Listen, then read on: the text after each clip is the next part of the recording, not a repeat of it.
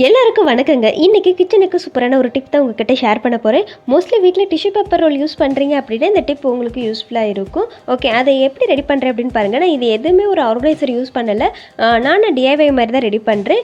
கட்டப்பை குச்சி இருக்கு இல்லையா, அதுவும் ஒரு நாடாவும் தான் எடுத்திருக்கேன். மேபி அந்த நாடா உங்களுக்கு பிடிக்கல அப்படின்னா நீங்கள் ஒரு கம்பி கூட யூஸ் பண்ணிக்கலாம்.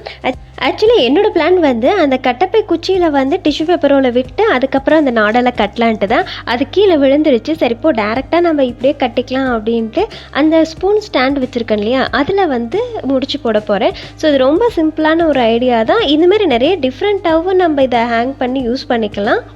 அந்த மாதிரி ஆர்கனைசர் வாங்காமல் நம்ம கிச்சனுக்கு ஸ்பேஸ் சேவிங்கான ஐடியாஸ் இந்த மாதிரி யூஸ் பண்ணிக்கிட்டோம் அப்படின்னா பார்க்குறதுக்கு நல்லா நீட்டாக அழகாகவும் இருக்குது, மணியும் சேவ் ஆகுது.